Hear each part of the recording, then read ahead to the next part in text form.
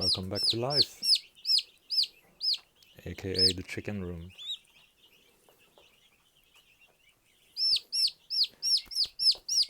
I regret to inform you that my little friend from my last message didn't make it all the way. He finally gave up, became too weak from not getting enough food, not enough water, and from being revived twice because he got too cold, too warm. It wasn't meant to be.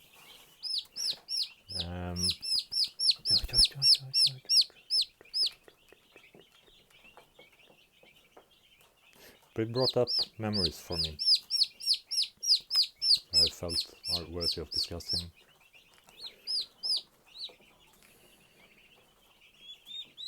So I've always been the one who protects the weak, who goes all in to save whatever can be saved.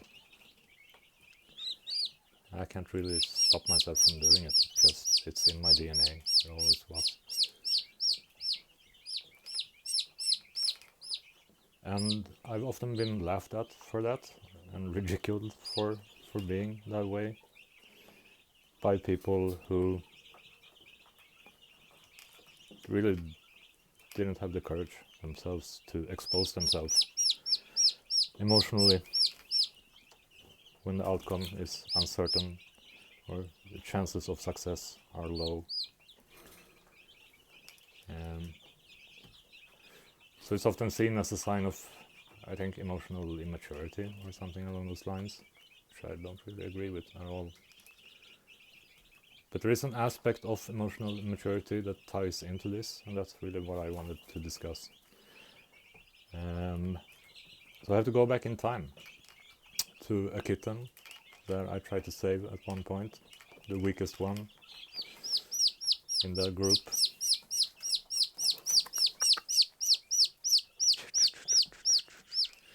So I spent 2 days trying to keep him alive, and he finally died. And I remember being so devastated. Like, it took me several days before, and I mean, I can still feel it. It was more than 10 years ago. So when my little turkey chicken friend died here,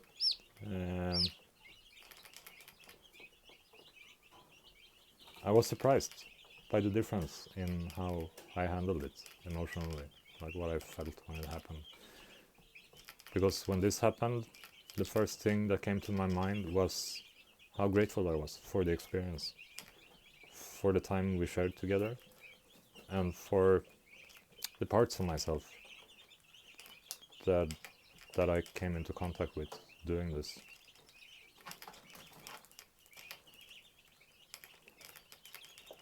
There's a slight tinge of regret, maybe, or of sadness, not regret, of sadness, not regret. But that was it. The rest was all gratefulness. And the kitten 10 years ago definitely wasn't. That was all terror and sadness and regret for not having done enough. Maybe I could do more, and so on and so forth.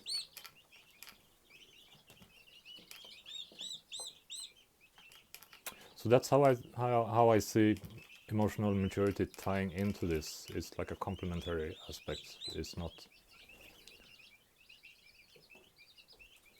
something that stands in opposition to caring for life, to being willing to invest yourself emotionally.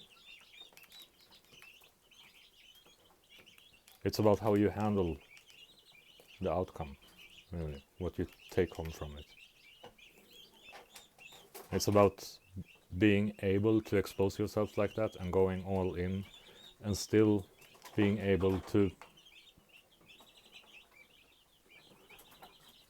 take a higher perspective even when you fail.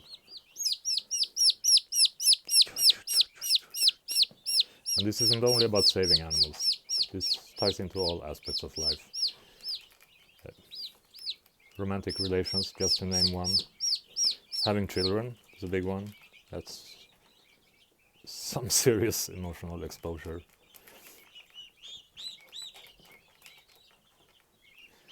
And the reason I'm telling you this is because I would like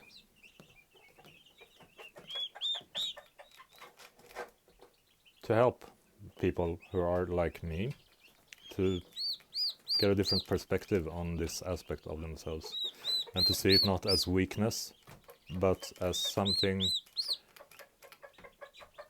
really good about them, something really admirable about them, because we need more people like that in this world,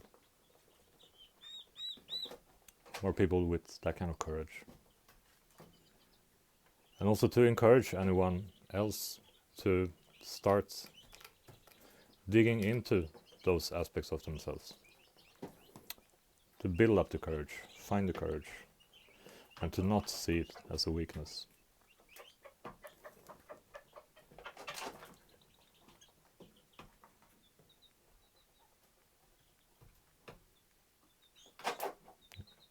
And I think that's all I wanted to say about that. So I hope this helps someone, and I'm going to get back to my chicken cinema here. You can get back to living your life. Until next time.